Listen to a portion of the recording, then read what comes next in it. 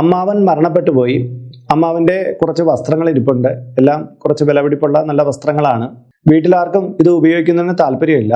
ചിലർ പറയുന്നു ഈ വസ്ത്രങ്ങൾ കത്തിച്ച് കളയണമെന്ന്, ഇല്ലെങ്കിൽ അവിടെ ആത്മാവിൻ്റെ സാന്നിധ്യം ഉണ്ടാകും എന്നാണ് പറയുന്നത്. ഇത് ശരിയാണോ? ഒരാൾ മരണപ്പെട്ട് കഴിഞ്ഞാൽ അയാളുടെ കുറേ കാര്യങ്ങളൊക്കെ നമ്മുടെ കൈവശം ഉണ്ടാവും. വസ്ത്രങ്ങൾ അല്ലെങ്കിൽ അയാൾ ഉപയോഗിച്ചുകൊണ്ടിരുന്ന പല കാര്യങ്ങളൊക്കെ ഉണ്ടാവും. അപ്പോൾ ചിലർ പറയും ഈ അമ്മാവിൻ്റെ വസ്ത്രമൊക്കെ ഇരിക്കുന്ന അല്ലെങ്കിൽ വേറൊരാളുടെ വസ്ത്രമൊക്കെ ഇരിക്കുന്ന അതൊക്കെ എടുത്ത് കത്തിച്ച് കളയാൻ പറയും. പക്ഷേ അദ്ദേഹത്തിൻ്റെ കുറേ കാശ് അവിടെ ഇരിക്കണം എന്ന് പറഞ്ഞാൽ അതെടുത്ത് കത്തിച്ച് കളയാനോ, അദ്ദേഹത്തിൻ്റെ കുറേ സ്ഥലവും ബംഗ്ലാവും ഒക്കെ ഉണ്ടെങ്കിൽ അതൊക്കെ ഇടിച്ച് നിരത്തി കളയാനോ ആരും പറയില്ല. അദ്ദേഹത്തിൻ്റെ ഒരു അംശം അവിടെ ഉണ്ട്, അതുകൊണ്ട് ഇതെല്ലാം നശിപ്പിക്കണമെന്ന് പറയാറില്ല. വസ്ത്രങ്ങൾ എടുത്ത് കത്തിച്ച് കളയാൻ പറയും. ഇതെന്തുകൊണ്ടാണെന്ന് അറിയില്ല.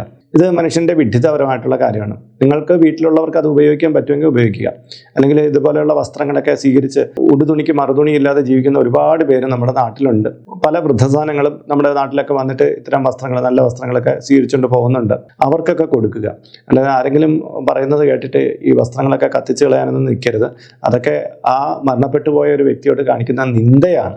ശരിക്കും പറഞ്ഞാൽ നിങ്ങളുടെ അടുത്ത് എന്തെങ്കിലും തരത്തിൽ അതിന് കോപം ഉണ്ടാവണമെങ്കിൽ ഇങ്ങനെ നിങ്ങളത് നശിപ്പിച്ച് കളയുമ്പോഴാണ് അത് കോപം വരുന്നത്. അല്ല വേറൊന്നുമല്ല. ഇത്തരം കാര്യങ്ങളെ ബഹുമാന പുരസ്സരം ഉപയോഗിക്കുക, യുക്തിപൂർവ്വം ചിന്തിക്കുക, പ്രവർത്തിക്കുക. അതാണ് വേണ്ടത്.